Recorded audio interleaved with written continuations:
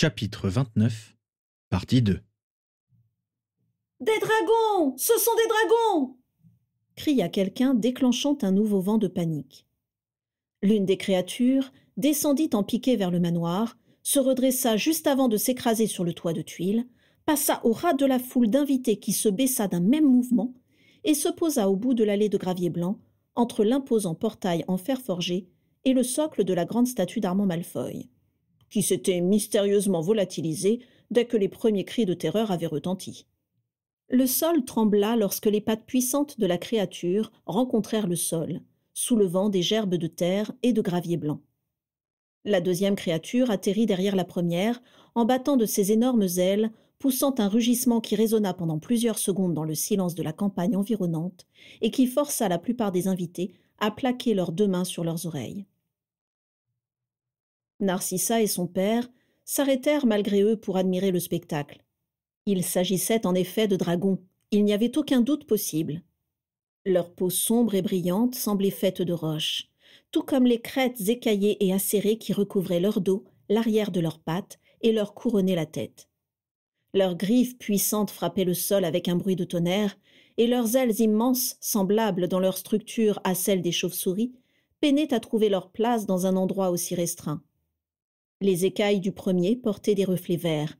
Il portait une pierre sur le front de la même couleur, et son poitrail et ses deux grands yeux étaient tout aussi verts. En revanche, le deuxième arborait des reflets, un poitrail, une pierre sur le front, et des yeux d'une belle couleur violette. Ils n'avaient rien en commun avec les reptiles séquestrés et mutilés qui se trouvaient à l'arrière du manoir des Malfoy. Ils étaient en pleine santé, gonflés de vigueur et de puissance. Aussi effrayants fussent-ils, Narcissa ne parvenait pas à détacher son regard de ces deux dragons et de leurs mouvements étonnamment souples et majestueux. Le spectacle de cette peau rocheuse qui se mouvait avec fluidité et glissait sur leurs muscles puissants avait quelque chose de fascinant. Narcissa vit plusieurs baguettes se pointer sur eux et s'interposa aussitôt.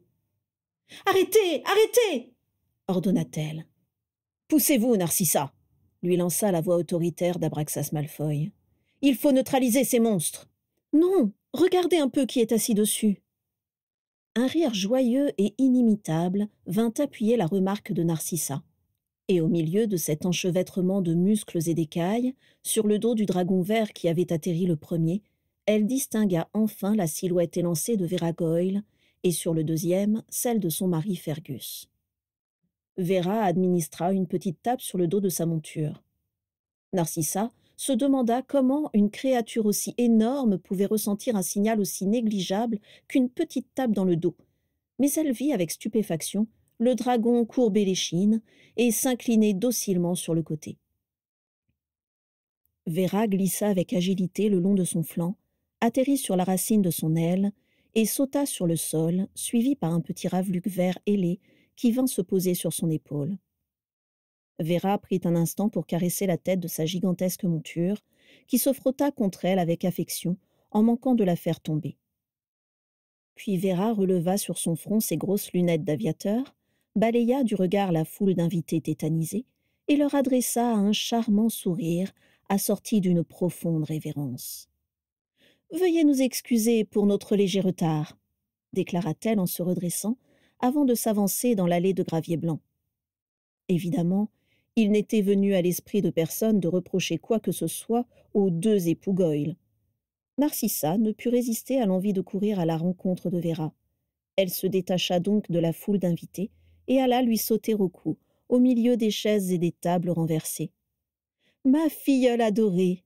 dit Vera en la serrant dans ses bras. « Comment vas-tu ?»« Parfaitement bien, surtout maintenant que tu es là, » soupira Narcissa. Daisy accourut à son tour, l'air aussi éberlué que tous les autres. « Maman !» s'exclama-t-elle. « Ils sont magnifiques !»« N'est-ce pas ? Ce sont des rocheux irlandais. C'est une espèce inoffensive, mais tellement attachante. Ils ont tout juste 2 ans. Ils viennent d'atteindre leur taille adulte. » « Alors, tous ces allers-retours en Irlande, ça n'était pas seulement pour étudier des dragons ?» sourit Daisy. « En effet, » admit Vera. « Lors de notre première expédition, en nous promenant près de la falaise, nous avons trouvé 2 dragonneaux, gros comme des petits chiens, et surtout très mal en point. Leur mère a dû égarer leurs œufs dans une grotte, ou bien faire une mauvaise chute dans les falaises. Enfin, quoi qu'il en soit, nous les avons soignés et nourris, et au bout de quelques jours, ces petits chérubins étaient remis sur pied et ne voulaient plus nous quitter. Narcissa trouva amusant de qualifier de petits chérubins des créatures qui étaient capables de réduire en cendres des villes entières. Mais les Goyle avaient l'habitude de donner des surnoms affectueux à n'importe quel animal, même si celui-ci était repoussant ou dangereux. « Mais pourquoi avoir fait autant de mystères au lieu de m'expliquer » demanda Daisy. « Nous voulions te faire la surprise, ma chérie. Je voulais te raconter tout ça cet été, mais lorsque nous avons appris que Narcissa allait se marier, nous avons décidé de garder le secret quelques mois de plus. » Vera se retourna vers les deux dragons. Fergus Goyle avait visiblement du mal à les maîtriser. Les deux dragons remuaient dans tous les sens. Le dragon vert était en train de grignoter affectueusement sa cape, et le mauve venait de carboniser le bout de son chapeau pointu. « Comme ils sont beaux !» dit Vera avec affection. « Oh oui, vraiment superbe !» dit une voix glaciale derrière leur dos.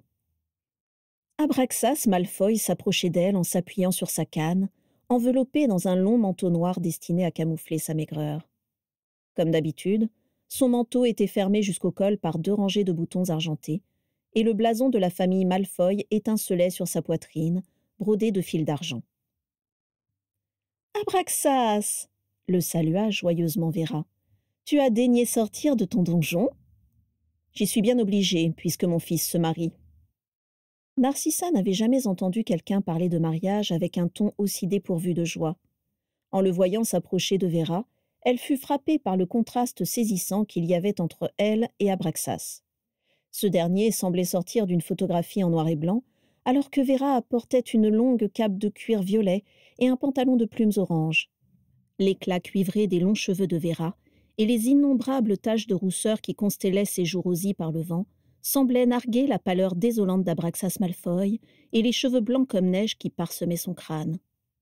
Les voir dialoguer côte à côte rendait la froideur d'Abraxas encore plus glaçante qu'à l'accoutumée et l'exubérance de Vera involontairement provocante.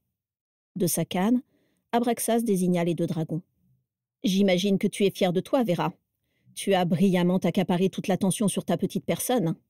Ce jour appartient aux deux mariés, et ça n'est pas aux invités de se donner en spectacle. »« Moi ? Me donner en spectacle ?» protesta Vera sur un ton enjoué. « Allons, Abraxas, ce n'est pas du tout mon genre. Sais-tu qu'il est absolument interdit d'apprivoiser des dragons, et a fortiori de les chevaucher ? As-tu conscience du nombre considérable de lois que tu as enfreintes en venant jusqu'ici sur le dos de ces deux monstres ? Abraxas, mon bon ami, tout le monde sait que les règles sont faites pour être transgressées, comme les portes sont faites pour être franchies. Sans compter tous les territoires moldus que tu as sûrement survolés pour venir jusqu'ici. As-tu une idée des ennuis que tu vas nous attirer avec tes idioties ? Ne t'en fais pas pour ça. Je leur ai jeté un sortilège de désillusion. Les moldus n'ont vu aucun dragon survoler leur village. Seulement 2 avions de chasse. Si quelqu'un doit avoir des ennuis après ça, ce ne sera certainement pas nous, mais la base militaire voisine. Et elle sourit encore plus largement, très fière de sa petite combine. Derrière elle, les dragons se désintéressèrent de son mari pour trouver d'autres distractions. Le dragon vert se mit à renifler Leaf le plus proche, et celui-ci dut lui chatouiller les narines, car il cracha une énorme gerbe de feu qui enflamma l'arbre et le transforma en une gigantesque torche. Quant au dragon violet, que ses acrobaties semblaient avoir mis en appétit, il se glissa vers la lisière de la forêt. Narcissa eut tout juste le temps d'apercevoir l'antilope aux cornes d'or qui broutait tranquillement, ravie d'être débarrassée de la ribambelle d'enfants qui lui avait couru après tout l'après-midi. « Oh non, la bibiche !» cria une petite voix aiguë parmi les invités. Avec une agilité et une rapidité stupéfiantes, le dragon fondit sur l'antilope, ouvrit sa gueule et la referma d'un coup sec sur le pauvre animal.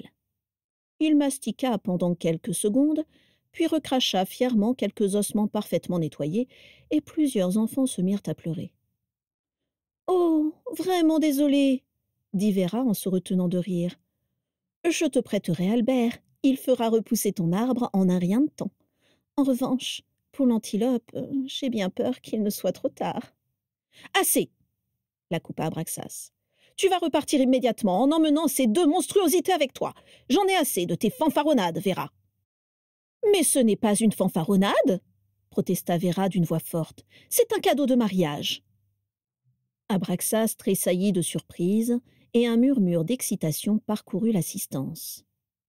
Un cadeau répéta Narcissa incrédule.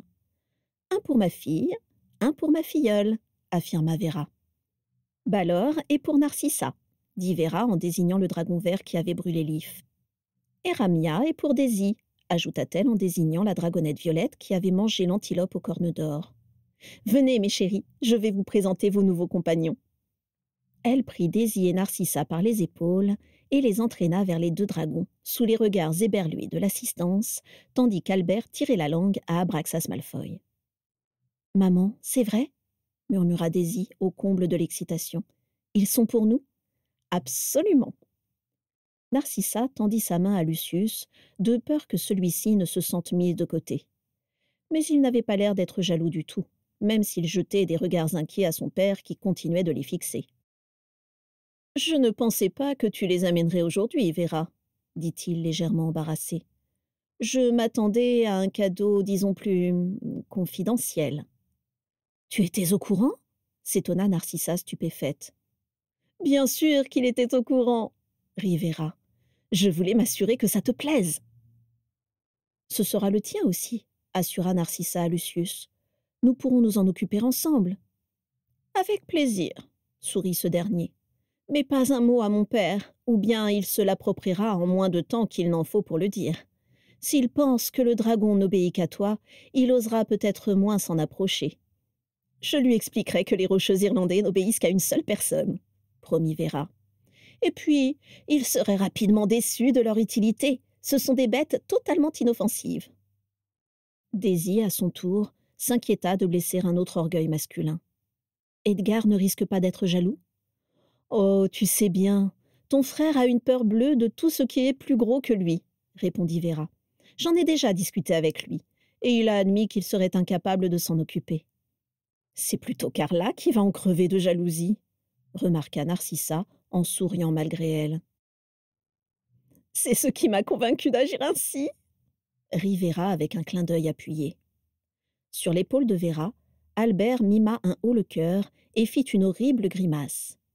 Narcissa savait depuis longtemps que Vera ne portait pas sa future belle-fille dans son cœur, et son petit Ravluc l'avait très bien compris. Au fur et à mesure qu'il s'approchait des dragons, il sortait progressivement du champ d'action du sortilège de réchauffement que l'Idélise avait installé autour du manoir, et Narcissa commença à frissonner sous sa robe de dentelle. En apercevant Vera, les deux dragons cessèrent d'embêter Fergus Goyle et de mâchouiller les branches de l'if calcinées, et se rassemblèrent autour d'elle. « Venez là, mes petits anges. Narcissa, tu commences. »« Comment ça ?»« Alors, viens ici, » ordonna Vera d'une voix douce au dragon vert. Le dragon au reflet violet s'écarta, et le ver s'approcha majestueusement. Il replia ses pattes et inclina sa tête vers eux, jusqu'à ce que sa mâchoire inférieure effleure le sol et que ses grands yeux verts se trouvent à la même hauteur que ceux de Narcissa, qui fut surprise de constater que le regard du dragon ne portait aucune trace de malveillance et qu'il était étonnamment espiègle et curieux. Lorsque le dragon respirait, Narcissa pouvait sentir son souffle brûlant chasser l'air glacé qui l'entourait et lui ébouriffer les cheveux. « Tu vois la bosse qu'il a entre les deux yeux ?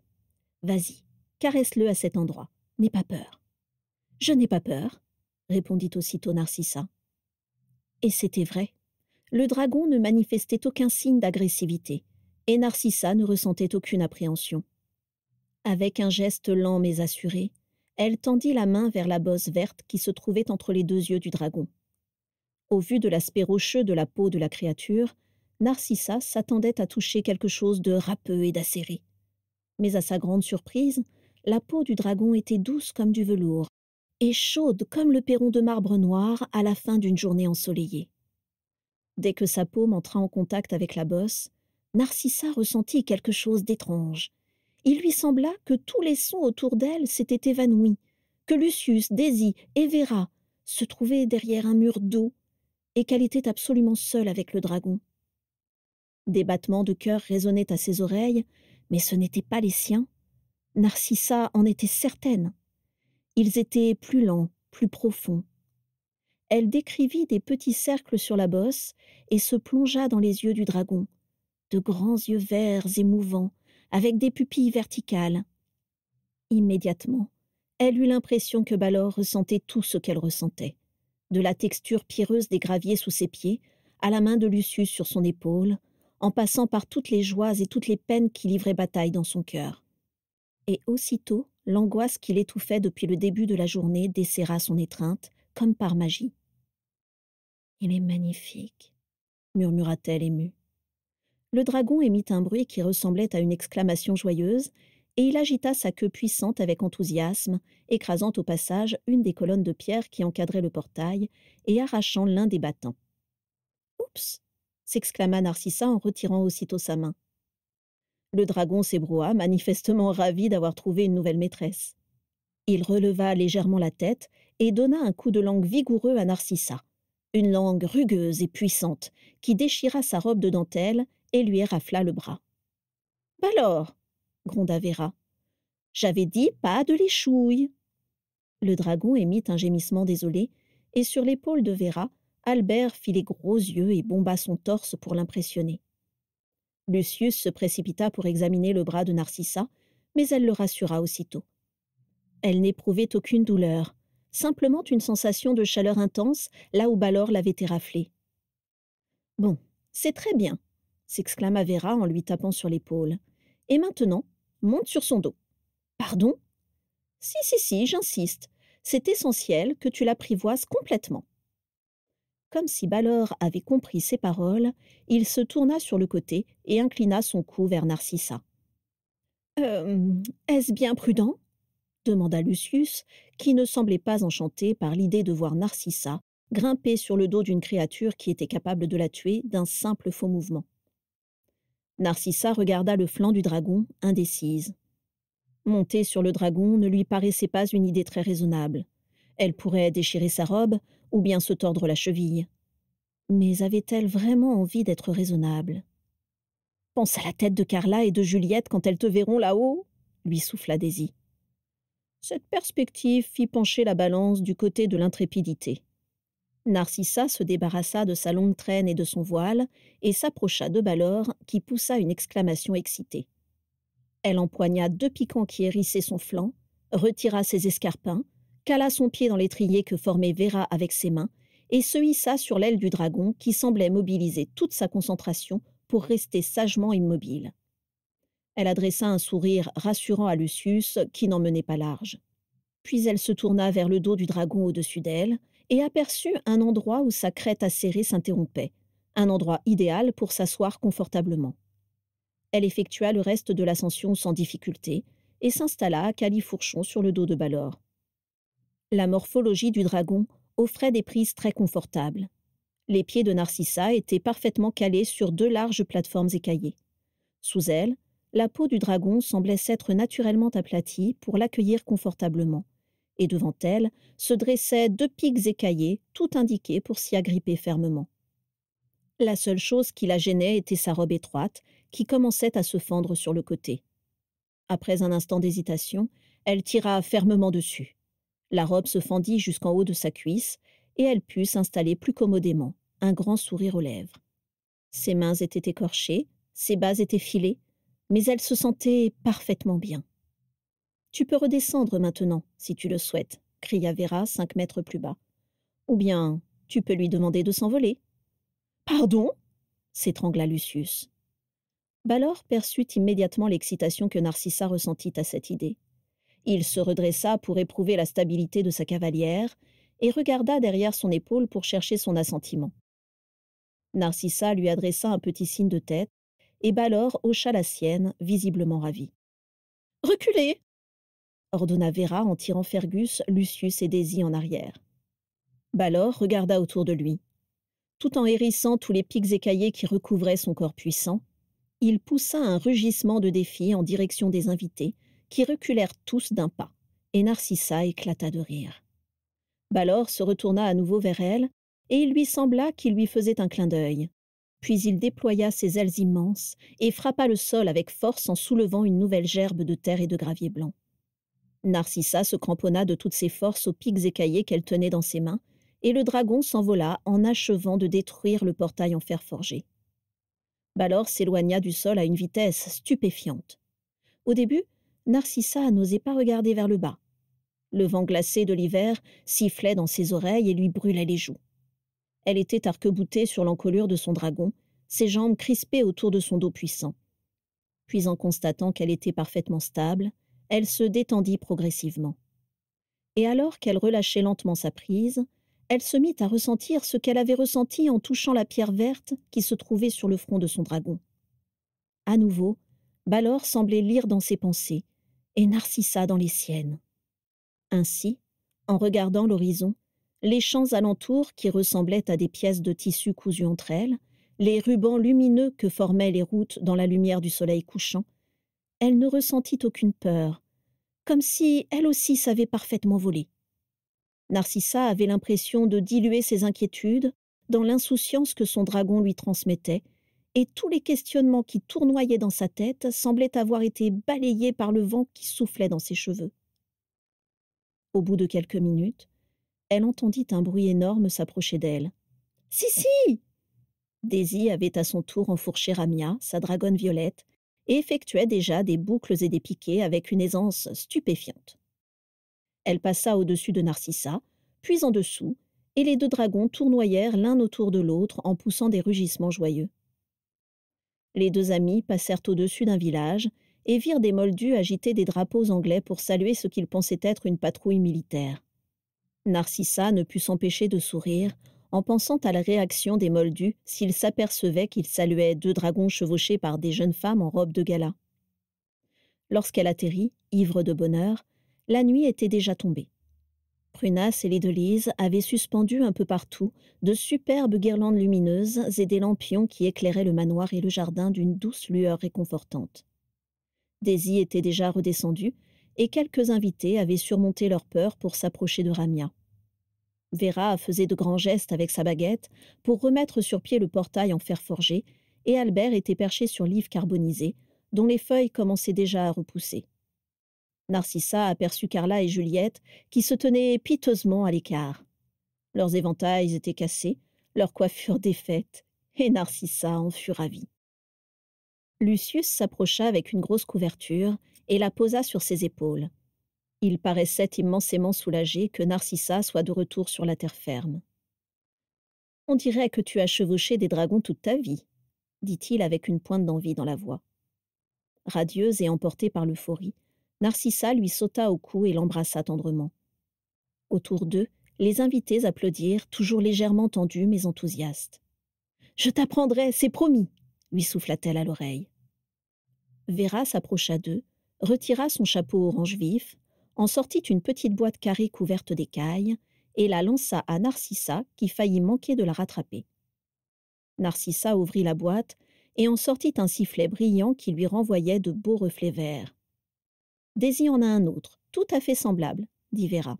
« J'ai dressé vos dragons pour suivre le son de ces sifflets.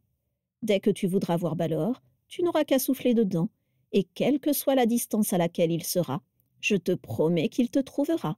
Je te conseille donc d'éviter de siffler quand tu es à l'intérieur du manoir. Abraxas n'apprécierait pas. » Elle rit et vint embrasser Narcissa. « Profite bien de ton mariage, » lui dit-elle. « Tu pars déjà ? » ?»« Je vais ramener les dragons sur la côte. Abraxas est totalement hystérique. » Elle rit à nouveau et serra Narcissa contre elle. « Profite bien de ta soirée, ma chérie, » lui murmura Vera à l'oreille. Elle marqua une pause, luttant manifestement contre ses émotions. Lorsqu'elle s'écarta de sa filleule, ses yeux étaient brillants de larmes. « Tu sais déjà à quel point ta mère était une amie chère à mes yeux, comme tu l'es pour Daisy, » lui dit-elle soudain, si bas que Narcissa était la seule à l'entendre. « Je n'aurai jamais la prétention de la remplacer, mais je tenais à te rappeler que tu pourras toujours compter sur moi, quoi qu'il arrive. » Sans laisser à Narcissa le temps de répondre, Elle se tourna vers Lucius et lui dit en élevant la voix. « Quant à toi, Lucius, ne t'avise pas de contrarier ma filleule préférée, ou bien tu auras affaire à moi. » Puis elle renifla discrètement, se tamponna le coin des yeux, remit son chapeau et tourna les talons. Vera et Fergus s'écartèrent de la foule, et les 2 dragons les suivirent docilement. Ils montèrent sur leur dos avec aisance et s'envolèrent. Dès que les dragons eurent disparu derrière l'horizon, les invités reprirent leurs esprits un peu déboussolés. Puis, après quelques secondes, les exclamations commencèrent à fuser. « Ça alors? Mazette! Des dragons! Cette Vera Goyle, quelle classe! Et comme Narcissa a du courage! Quelle journée excitante! À qui le dites-vous? Si j'avais su que ce mariage serait aussi remarquable, j'aurais acheté une nouvelle tenue chez Tissard et Brodette. Vous avez vu la taille de ces créatures? Et leurs yeux? Et leurs griffes? Pour ma part, je regardais surtout leurs crocs. » Daisy s'approcha de Narcissa. Elle aussi avait déchiré sa robe, mais souriait de toutes ses dents. « Je pense qu'on a toutes les 2 besoin de rafraîchir notre tenue, » rit Daisy en prenant Narcissa par la main. La foule s'écarta respectueusement devant elle pour les laisser passer, comme si leurs 2 dragons leur avaient communiqué une partie de leur aura spectaculaire. En repassant devant la table où elle s'était assise à côté de son père, Narcissa se souvint du dialogue que l'arrivée des dragons avait interrompu. « Tu n'as pas vu mon père ?» demanda-t-elle à Daisy en se retournant vers les invités qui les suivaient du regard. « Il voulait me dire quelque chose tout à l'heure. »« Papa est parti !» dit une voix cassante à côté de la porte d'entrée. Bellatrix attendait Narcissa sur le perron, un verre de vin à la main, et au vu de la manière dont elle titubait, ce n'était pas le premier qu'elle buvait. Elle semblait d'une humeur massacrante, encore davantage qu'au début de la cérémonie. Narcissa décida de l'ignorer, mais Bellatrix leur emboîta le pas. « Tu n'es pas obligée de venir, je redescends dans 1 minute, » lui dit sèchement Narcissa, en montant les escaliers qui menaient vers l'aile ouest. « Hors de question que je reste toute seule 1 seconde de plus, » répliqua Bellatrix. Elle but son verre de vin d'un trait et le lança par-dessus la rampe. Le verre s'éclata en 1000 morceaux sur le tapis précieux du hall d'entrée. « Bella !» gronda Narcissa. « C'est bon, je ramasserai !»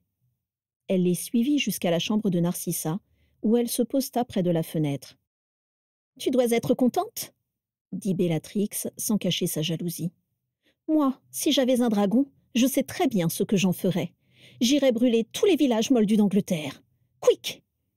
Et elle joignit le geste à la parole en passant un pouce sous sa gorge. « Mais tu n'en as pas, et c'est tant mieux, » répliqua Narcissa. « Rodolphus n'est plus là ?»« Non. Abraxas l'a surpris en train de piquer des galions dans les capes qui étaient au vestiaire, alors il l'a chassé. »« Et il a bien fait, » approuva Narcissa sur un ton de défi. Bellatrix émit un grognement désapprobateur, puis se tourna vers la fenêtre tout en continuant de fulminer. Narcissa s'assit devant son miroir, et Daisy pansa le bras de son amie, là où le dragon l'avait éraflé. Puis elle prit sa baguette et la pointa vers la robe de Narcissa, à l'endroit où elle était déchirée. « Texere reparo » dit-elle. Elle passa sa baguette le long de la déchirure, et au fur et à mesure, les extrémités des fils de soie blanche se rejoignirent et se resserrèrent, jusqu'à ce que le tissu retrouve son intégrité initiale. Puis Daisy fit de même pour les autres endroits abîmés de la robe et pour ses collants, et Narcissa lui adressa un sourire reconnaissant. Près de la fenêtre, Bellatrix continuait d'enrager. « Regardez-moi toutes ces autruches endimanchées qui prétendent être des sangs purs. Nous avons essayé de les recruter, un par un. Mais tant qu'on fait de beaux mariages et qu'on leur met des petits fours dans la bouche, ils ne bougeront pas le petit doigt pour nous aider. Avec l'âge, ils deviennent de plus en plus bêtes.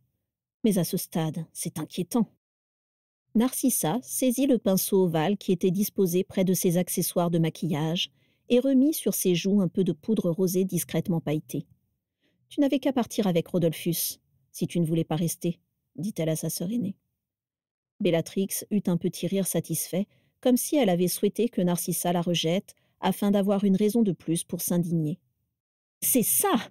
triompha-t-elle. « De toute manière, depuis le début, tu n'as qu'une envie, c'est de te débarrasser de moi. »« Bella, arrête. Tu es comme papa, finalement. Tu veux que tout soit bien poli, bien lisse et bien brillant.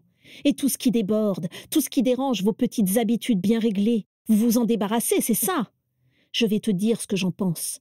Toi, Lucius, et tous ces imbéciles qui se pavanent là dehors, eh bien vous êtes encore pire que ces horribles moldus. C'est vous qui empêchez notre maître d'accéder au pouvoir, par votre réticence ridicule. Arrête un peu de dire des idioties, s'il te plaît, dit Narcissa. Tu crois que Lucius est la clé du bonheur parfait, n'est-ce pas, Sissi? Mais tu verras, un jour ou l'autre, c'est inévitable. Il te décevra, comme tout le monde. Et quand tu seras seule et triste, il ne faudra pas compter sur moi pour venir te réconforter.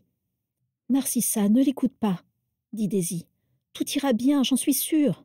C'est ça, tout ira bien, répéta Bellatrix avec mauvaise humeur. Quand on a besoin de dire ça, c'est que justement, tout ne va pas bien. Je suis donc la seule à redouter ce qui va se passer? Tout le monde applaudit, tout le monde trouve ça formidable, mais c'est une catastrophe. Tu vas devenir comme maman, une bonne petite épouse, bien soumise, bien silencieuse.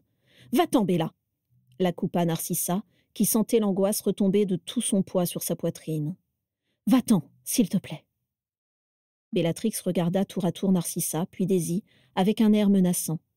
Et subitement, Daisy sembla étonnamment anxieuse et soutint le regard de Bellatrix avec intensité, comme si elle la suppliait de taire quelque chose.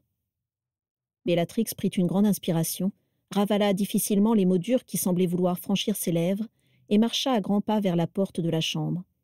Mais alors qu'elle s'apprêtait à sortir de la pièce, elle se retourna et dit avec une colère mal contenue. « Tu sais, Sissi, c'est à cause d'Androméda si papa est parti. » Narcissa tressaillit en entendant le prénom de leur sœur disparue, et le manche en ivoire de son pinceau de maquillage lui échappa des mains. « Que veux-tu dire ?» demanda-t-elle en ramassant son pinceau, tout en essayant de feindre l'indifférence. En se redressant, Narcissa vit Daisy regarder furtivement au dehors, comme si elle craignait que la pièce n'explose et cherchait à calculer ses chances de survie si elle sautait immédiatement par la fenêtre. Bellatrix enchaîna, implacable. « C'est aussi à cause d'Androméda s'il n'y avait que Rodolphus Lestrange qui voulait m'accompagner. Et c'est encore de sa faute si les gens nous regardaient de travers et si Carla et Juliette se sont moquées de toi. » Cette fois-ci, Narcissa se tourna vers Bellatrix pour la chasser définitivement. Mais elle n'en eut pas le temps. « Je ne sais pas comment tu peux ne pas être au courant, » s'indigna Bellatrix. « Et pourtant, tout le monde en parle. Mes amis se moquent de moi à longueur de journée. »« Mais de quoi parles-tu à la fin ?» demanda Narcissa, qui sentait ses entrailles se contracter. « Bellatrix !»« La ferme, Daisy !» cracha Bellatrix. « Eh bien, Sissi, figure-toi qu'il y a 4 mois de ça, Androméda nous a pondu un gosse avec son sang de bourbe de mari. Une immonde petite sang mêlée. Il paraît qu'elle est affreuse, et que ses cheveux changent de couleur toutes les 2 minutes. C'est bien la preuve que leur union est contre nature. Voilà pourquoi tout le monde se moque de nous. Notre famille est souillée par cette mutante, par ce monstre !» Narcissa eut l'impression de recevoir un seau d'eau glacée sur la tête. Elle voulut croire que c'était une mauvaise plaisanterie, mais l'expression catastrophée de Daisy ne pouvait pas être feinte.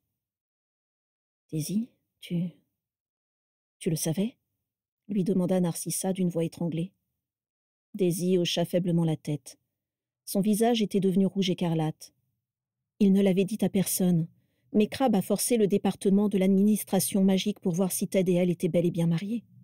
Il a trouvé l'acte de naissance et... La nouvelle s'est répandue hier dans la matinée. Je ne savais pas quoi faire.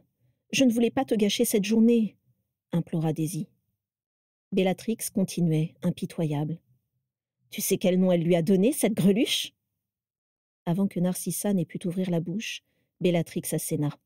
Nymphadora, comme ta poupée quand tu étais petite. Tu vois, si elle voulait nous narguer, elle ne s'y prendrait pas autrement. Bellatrix, arrête, supplia Daisy. Parlons d'autre chose. Mais Narcissa avait l'impression que la température de la pièce avait subitement chuté de plusieurs degrés. Sortez, ordonna-t-elle glaciale. Si, sortez toutes les 2, immédiatement. Qu'est-ce que tu peux être susceptible ? Râla Bellatrix en sortant, traînant ses froufrous noirs derrière elle. Daisy sortit à petits pas, les larmes aux yeux. Elle voulut dire quelque chose en fermant la porte, mais elle se ravisa et sortit. Narcissa resta immobile quelques instants. Puis d'un geste rageur, elle retira la fleur de lune qui se trouvait dans ses cheveux et la jeta sur la coiffeuse qui se trouvait devant elle. Elle regarda autour d'elle, à la recherche d'un objet à fracasser sur le sol, puis serra les poings, incapable d'apaiser les pensées qui s'entrechoquaient furieusement dans sa tête. Narcissa pensait avoir pleinement réalisé qu'elle ne reverrait jamais Androméda, mais elle dut admettre qu'elle n'avait fait que chasser tant bien que mal cette idée de son esprit, sans l'accepter le moins du monde. En réalité, depuis qu'Androméda était partie, Narcissa nourrissait l'espoir infime que sa sœur n'était pas satisfaite de sa nouvelle vie, que tout comme elle, leur séparation l'empêchait d'être heureuse. Elle était même allée jusqu'à espérer que Ted l'avait déçue, qu'ils ne s'entendaient pas, et qu'un jour, Androméda reviendrait, la tête basse, en demandant pardon. Et au fond d'elle, malgré toute la colère qui l'habitait, Narcissa savait que si cela se produisait, elle l'accueillerait à bras ouverts et la pardonnerait aveuglément. Mais un nouvel événement venait de bouleverser la situation. Androméda était désormais liée à Ted par un enfant. Un enfant, une petite fille que Narcissa imaginait déjà comme adorable, parfaite, faisant le bonheur de ses deux parents et que Narcissa interpréta immédiatement comme la preuve évidente qu'Androméda était heureuse et comptait bien rester loin d'elle à jamais. Non, décidément, il n'y avait pas de lien plus sacré, plus indestructible que celui-ci. Tout retour en arrière était donc devenu impossible. Androméda ne reviendrait plus. Plus jamais. Face à ce constat, Narcissa fut prise de vertige et eut l'impression que le grand manoir dans lequel elle habitait, son mariage, sa robe, tout n'était qu'une immense mascarade destinée à tromper le chagrin qui la dévorait. Elle s'interrogea sur ses propres motivations. Que cherchait-elle au juste? À signifier à Androméda qu'elle était heureuse sans elle, dans l'espoir que celle-ci éprouve des remords? À satisfaire son père, afin de rattraper les erreurs de ses deux sœurs aînées et qu'il revienne enfin sur les regrets qu'il avait jadis exprimés à propos de sa naissance? À lui prouver que, contrairement à ses sœurs, elle avait assimilé tout ce qu'il avait voulu leur apprendre? À briser les chaînes de l'insupportable soumission financière qui l'avait accablée pendant toute son enfance? Sans doute était-ce un peu de tout cela à la fois. Narcissa se demanda si c'était de bonnes raisons de se marier, mais ne réussit pas à obtenir de réponse claire. Elle en vint à se poser la question cruciale, qu'elle avait toujours refusé d'affronter. Aimait-elle réellement Lucius? Lorsqu'elle était heureuse auprès de lui, était-ce réellement de l'amour, ou bien un mélange d'envie, d'admiration et de reconnaissance? Elle fut incapable de trancher. Lorsque la porte de la pièce s'ouvrit et l'interrompit dans sa réflexion, Narcissa faillit envoyer promener le visiteur inopportun. Mais en voyant apparaître le sourire timide de son cousin Régulus, elle se ravisa et lui fit signe d'entrer. « Daisy vient de me prévenir pour Androméda, » dit Régulus d'emblée, aussitôt après avoir refermé la porte. « Il ne faut pas être triste. Tu auras bientôt une famille, toi aussi. Et n'en veux pas à Daisy, elle voulait bien faire, j'en suis sûre. » Narcissa acquiesça, la gorge serrée, et sentit de grosses larmes rouler sur ses joues, sans pouvoir les en empêcher. « J'ai un peu discuté de potions avec Lucius, » continua Régulus. « Il a l'air très intelligent, et je crois qu'il t'aime beaucoup. » Narcissa esquissa un pâle sourire. « Et j'ai parlé avec Bellatrix aussi. Elle a accepté de se calmer. » Fatigué de voir Sirius et ses parents s'entre-déchirer, Régulus avait développé une aversion pour le moindre conflit, et en conséquence, il avait acquis un talent particulier pour apaiser toutes sortes de tensions. Du haut de ses 12 ans, c'était un garçon sensible, redoutablement intelligent, et plus le temps passait, plus Narcissa ressentait de l'affection pour lui. Rien ni personne ne pourrait remplacer Androméda, songea-t-elle. Mais heureusement, il lui restait d'autres personnes qui lui étaient chères, et dorénavant, c'était à elle que Narcissa devait se consacrer. « Tu as besoin d'aide avec ta coiffure ?» demanda Régulus. « Tu veux que j'essaie ?» Narcissa hocha la tête. Régulus lui tendit un mouchoir brodé des armoiries Black, avec lequel Narcissa se tamponna les joues. Il se plaça derrière elle, et de ses doigts minces et délicats, il saisit quelques mèches de cheveux, les tressa avec soin, puis prit la fleur de lune et la piqua à nouveau dans sa chevelure blonde. « Tu es ravissante, » assura Régulus. « Je suis sûre que tout ira bien. » Un peu rassérénée, Narcissa finit de se préparer pendant que Régulus lui racontait le début de sa 2e année à Poudlard, qui se passait bien mieux que la première. James Potter avait dû considérer qu'il faisait une moins bonne cible que Severus Rogue, car il le tourmentait beaucoup moins souvent, et à force de côtoyer Severus, Régulus s'était mis à exceller en potions et en défense contre les forces du mal, et brillait tout autant que Sirius dans les autres matières. Il avait donc tout naturellement succédé à Lucius au rang d'élève favori de Slughorn, ce qui faisait la joie de ses parents. Nous avons eu quelques leçons de Quidditch, et l'entraîneur dit que je suis assez agile pour être attrapeur, dit Régulus. Ce serait bien, tu ne penses pas? Ce serait formidable, Régui. Quand Régulus eut terminé, Narcissa décida de retourner auprès des invités. Elle crut un instant que le reste de la cérémonie se passerait bien, mais dès qu'elle fut sortie de sa chambre, malgré la main de Régulus serrée autour de la sienne, elle eut de nouveau l'impression d'étouffer. Lucius vint déposer un baiser sur ses lèvres, lui demanda rapidement si tout allait bien, mais il fut aussitôt emporté par la foule de convives qui ne voulaient pas le laisser s'échapper.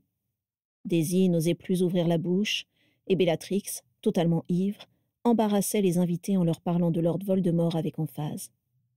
Dans la foule, Narcissa se surprit à chercher les yeux de sa mère, puis ceux d'Androméda, ceux qui la consolaient depuis toujours, et s'en voulut d'être faible à ce point. Il lui parut soudain évident que tout le monde agissait comme si ce mariage n'était rien qu'une bonne affaire, à tel point que Narcissa commençait à penser que c'était bel et bien le cas. On venait la féliciter d'avoir réussi à mettre le grappin sur un Malfoy, ou bien on se contentait de la regarder comme une formidable acquisition. Lucius, lui, évoluait comme un poisson dans l'eau, discutant avec son élégance habituelle, gonflé d'orgueil par tous les hommes qui venaient lui taper sur l'épaule, comme on féliciterait le nouveau propriétaire d'une belle maison. Narcissa n'avait jamais eu autant envie de s'enfuir, et ni les mets luxueux, ni la convoitise qu'elle lisait dans les regards de tous les notables qui étaient présents, ne suffisaient à l'apaiser. Elle essayait désespérément de repenser à Vera et aux deux dragons afin de retrouver un peu de la joie qu'ils lui avaient procurée, mais elle n'y parvenait pas, comme si la révélation de Bellatrix avait voilé d'amertume tous les événements qui la précédaient. Au fur et à mesure que la soirée avançait, Narcissa eut l'impression de se séparer d'elle-même et de laisser un automate danser, rire et remercier à sa place, pendant qu'elle se contentait de regarder le spectacle à travers une vitre teintée. Le champagne dans les coupes en vermeil, le ballet d'oiseaux rares organisé par Abraxas Malfoy, les valses et les feux d'artifice se succédèrent sous ses yeux sans qu'elle puisse les apprécier une seule seconde. Lorsque les derniers invités partirent, la nuit était déjà bien avancée. Narcissa monta dans la chambre avec Lucius en s'efforçant de sourire. Abraxas Malfoy leur avait attribué une grande chambre de l'aile ouest, moins isolée que celle dans laquelle Narcissa avait dormi pendant quelques mois, juste au-dessus du salon au lustre de cristal qui servait de salle de danse. Sur le sol de la chambre se trouvait le plus beau tapis sur lequel Narcissa ait jamais marché, et les murs étaient peints en trompe-l'œil avec des rameaux de vigne qui se balançaient paresseusement dans une brise imaginaire et montaient jusqu'à la voûte du plafond, où une verrière peinte se mit à diffuser une lumière douce au moment où ils entrèrent dans la pièce. Le lit à baldaquin était immense, drapé de rideaux aux franges dorées, couvert d'édredons brodés et de coussins piqués de perles. Sur le lit, Narcissa aperçut 2 tenues de nuit de la même couleur ambrée. « Regarde, » dit Lucius en lui tendant l'une d'elles. « Je l'ai faite faire pour toi. » À la vue de la superbe nuisette en satin qui lui était destinée, Narcissa sentit son angoisse augmenter d'un cran. Elle pensait que cette sensation oppressante s'éloignerait avec les invités, mais au contraire, elle s'était encore amplifiée. Elle se mit à penser à sa mère et aux derniers mots qu'elle lui avait adressés. « Sois forte, » avait-elle dit. « Moi, ils m'ont tous brisée. » Narcissa aurait alors tout donné pour pouvoir se réfugier dans ses bras et lui poser toutes les questions qui tournoyaient dans sa tête. Qu'avait ressenti sa mère le jour de son mariage? Avait-elle aimé son mari au début? Avait-elle été seulement heureuse à un seul instant dans leur grande maison de la colline d'Émeraude? Et quand avait-elle réalisé qu'elle était prise au piège? L'avait-on couverte de satin, elle aussi, pour mieux prendre possession d'elle? Narcissa, tout va bien? Narcissa était à bout de force. Dans son esprit, les visages de ceux qui l'avaient tour à tour inquiétés, rassurés, déçus, gâtés, embrassés ou abandonnés, se succédaient et se brouillaient entre eux, à tel point qu'elle était incapable de différencier ceux à qui elle en voulait de ceux envers qui elle était reconnaissante. Submergé et épuisé par le chassé-croisé des émotions contradictoires qu'il avait successivement traversées pendant cette interminable journée, Narcissa sentit ses yeux se remplir de larmes. Ses traits se crispèrent, elle enfouit son visage dans ses mains et se mit à pleurer. Aussitôt, Lucius ouvrit de grands yeux surpris et, sans rien dire, il la prit maladroitement dans ses bras et l'aida à s'installer sur le bord du lit avant de s'asseoir à côté d'elle. Narcissa sanglota contre lui pendant de longues minutes, sans pouvoir s'arrêter, pendant que Lucius passait un bras réconfortant autour de ses épaules. Au fur et à mesure que ses larmes coulaient sur ses joues et gouttaient sur sa robe, Narcissa se sentit légèrement apaisée. Lucius ne prononça pas un mot et lui laissa tout le temps dont elle avait besoin pour s'éclaircir les idées. « Je suis désolée, » bafouilla-t-elle lorsque ses sanglots furent assez espacés pour lui permettre de parler. « Ne sois pas désolée, et dis-moi plutôt ce qui ne va pas, » proposa doucement Lucius. Et enfin elle lui raconta, la voix entrecoupée de hoquets, qu'on l'avait regardée comme un trophée de chasse pendant toute la journée, qu'Androméda avait eu un enfant et qu'elle ne la reverrait jamais, que Daisy le lui avait caché, que Bellatrix avait abandonné le rôle de grande sœur protectrice qu'elle avait toujours endossé, que la présence discrète et bienveillante de sa mère lui manquait terriblement, que son père semblait évoluer dans un autre monde que le leur depuis l'affaire du collier d'opale, et qu'en conséquence, elle se sentait horriblement abandonnée. Une fois qu'elle eut exprimé toutes ses désillusions sans être interrompue, Narcissa se sentit un peu mieux. « Je me sens idiote, » conclut Narcissa en pleurant de plus belle. « Honnêtement, c'est le dernier adjectif que j'emploierais pour te décrire, » sourit Lucius. « Je suis en train de gâcher notre nuit de noces. Tu ne gâches rien du tout, ça n'a absolument aucune importance. » Narcissa vit qu'il était sincère et lui en fut reconnaissante. En posant à nouveau sa tête sur l'épaule de Lucius, il lui vint à l'esprit que si quelqu'un savait mieux qu'elle ce que le mot solitude signifiait, c'était bien lui. « Je suis désolée, » dit-elle encore. « C'est moi qui suis désolée. Tout est allé trop vite, je n'aurais pas dû te presser autant. J'avais peur que tu retournes à Londres une fois que tu irais mieux, et je ne voulais pas que tu partes. Mais je m'en rends compte maintenant, je ne t'ai pas laissé assez de temps pour digérer tout ce qui t'est arrivé. » Narcissa acquiesça. Elle n'était pas encore totalement réconfortée, mais elle se sentait assez en sécurité pour exprimer toutes les pensées qui lui traversaient l'esprit, même les plus enfantines. « J'aurais aimé que maman soit là aujourd'hui, » chuchota-t-elle. « Moi aussi. J'aurais aimé que nos deux mères soient là. Je suis sûre qu'elles auraient toutes les deux été très heureuses pour nous. » Lucius attendit un peu, mais comme Narcissa ne disait plus rien, il poursuivit. « En tout cas, sache que je suis désolée de la manière dont tout le monde t'a regardée aujourd'hui. Mais après tout, ce mariage n'était qu'une formalité. Je me devais de faire bonne figure, mais tu sais bien que moi, je ne vois pas les choses de cette manière. » Narcissa s'essuya les joues d'un revers de main et reprit un peu sa respiration.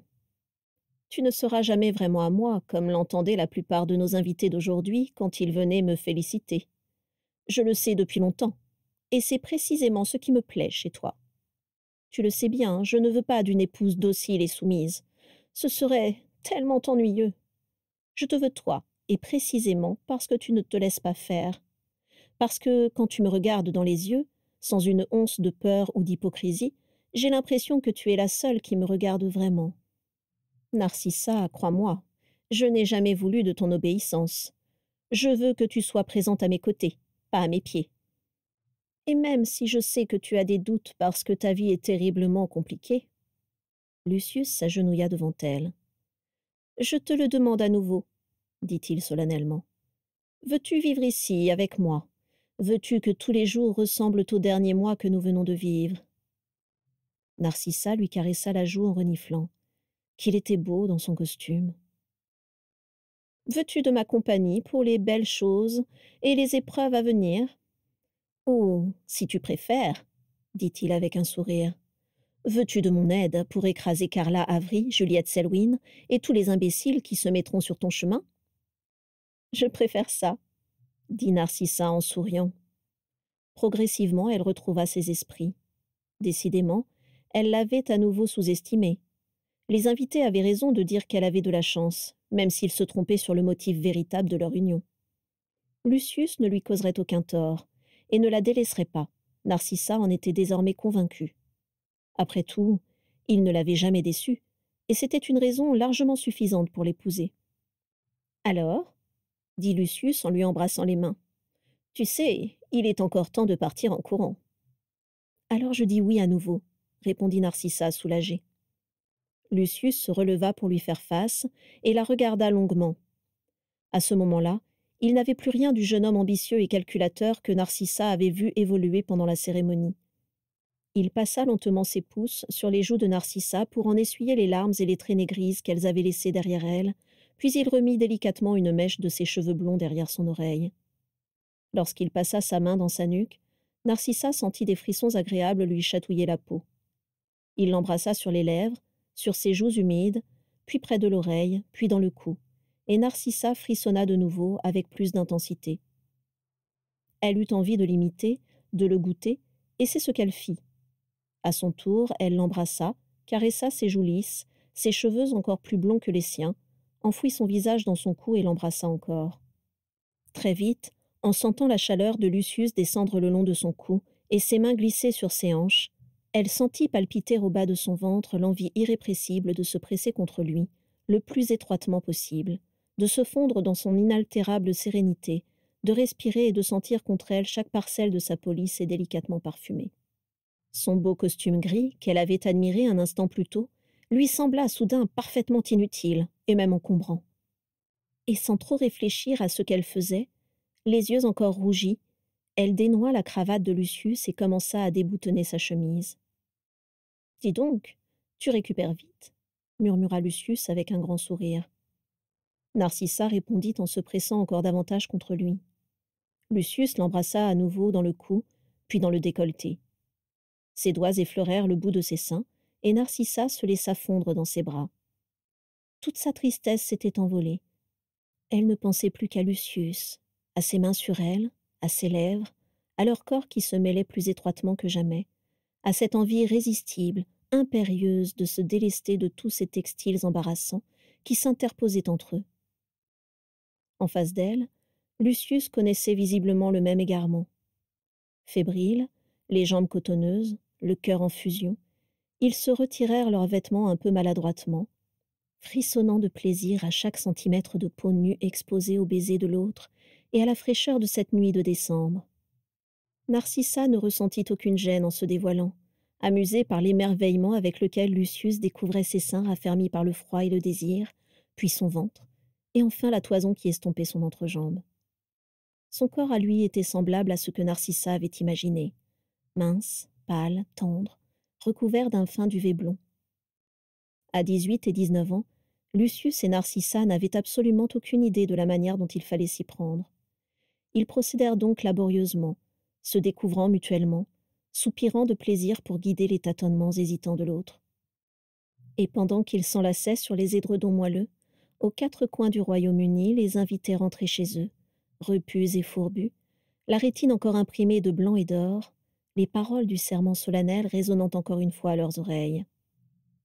Pour le beau et le laid, le meilleur et le pire, dans la gloire et dans la déchéance, dans la fortune et la ruine, et jusqu'à ce que la mort nous sépare.